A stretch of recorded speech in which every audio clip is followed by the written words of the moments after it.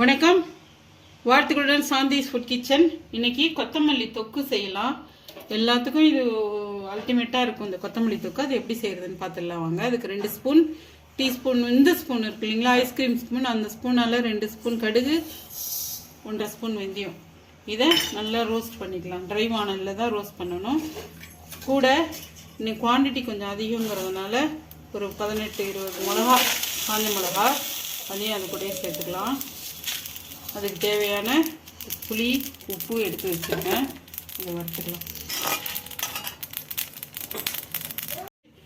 வாசனை வர்ற அளவுக்கு நல்லா வறுத்துட்டு இதை பாத்திரத்தில் மாற்றிக்கலாம். இப்போது கடாய் வச்சுட்டு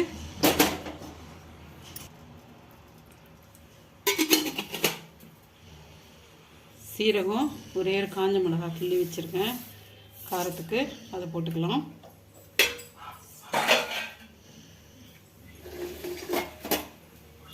நல்லா பொரிஞ்சு வரட்டும்.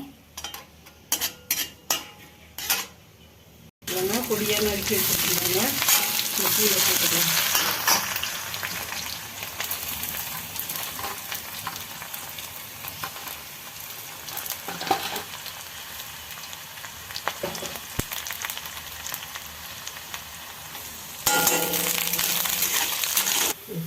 வதக்கிறதுக்கு எண்ணெய் ஊற்றிட்டு ஞாபகம் இல்லாத தாளிப்பை போட்டுட்டாங்க. இப்போ அதை அள்ளிக்கலாம். அதே வானலில் வதக்கிக்கலாம். நீங்கள் முதல்ல வதக்கிடுங்க. நல்லா பெரிய கட்டு கொத்தமல்லி இந்த எண்ணெயில் வதக்கிக்கலாங்க.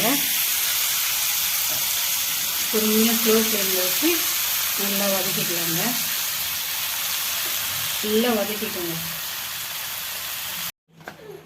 இதை பாருங்க, நல்லா வதக்கி எடுத்தாச்சு. அதில் வெல்லம், கொஞ்சோண்டு வெல்லம், உப்பு சேர்த்து புளி ஊற வச்சு வச்சுருக்கோம் பாருங்கள். புளி சேர்த்துக்கலாம். புளி அவ்வளோதான். இதை நல்லா அரைச்சின்னு வந்துடலாம்.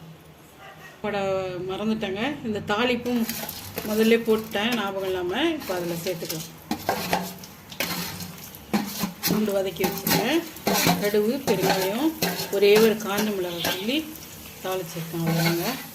இதை ஒரு வதக்கிட்டு இந்த நம்ம அரைச்சி வச்சோம் இல்லைங்களா இந்த பொடி, இந்த பாருங்கள், கடுகு, வெந்தயம், ஒரு ஸ்பூன் வெந்தயம்னா 2 ஸ்பூன் கடுகு, ஒரு 20 காஞ்ச மிளகாய் அரைச்சி வச்சுருக்கேன். இதை இதில் சேர்த்துக்கலாம்.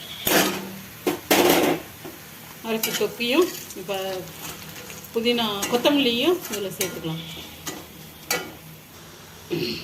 பாருங்கள், நல்லா எண்ணெய் பிரிஞ்சு வந்துருச்சு. நல்லா வதங்கி இது எல்லாத்தோடையும் சாப்பிட்லாம். ஒயிட் ரைஸு, தயிர் சாதம், சாம்பார் சாதம், தோசை, இட்லி எல்லாத்துக்கூடையும் சாப்பிட்லாம். ஃப்ரிட்ஜில் வச்சா 1 மந்த் கூட யூஸ் பண்ணிக்கலாம். வெளியில் வச்சா 3 நாள், அதுக்கப்புறம் ஒரு நாள் எடுத்து இது மாதிரி வதக்கி வச்சு வெளியில் ஒரு 2 வாரம், 1 வாரம் அப்படி வதக்கி வச்சுக்கலாம். ஃப்ரிட்ஜில் வச்சா 1 மந்த் வச்சுக்கலாம். பாருங்கள், நல்லா இந்த மாதிரி. அது என்னமோ அதே தொக்கு தான் இல்லைங்க, இந்த கடாயில் போட்டு சாப்பிடும்போது செம்ம டேஸ்ட்டுங்க. உங்களில் எத்தனை பேருக்கு அது மாதிரி சாப்பிட பிடிக்கும்னு சொல்லுங்கள். நீங்கள் எல்லாம் சாப்பிட்டாச்சா? வாங்க சாப்பிட்லாம். வாங்க கமெண்ட் பண்ணுங்க.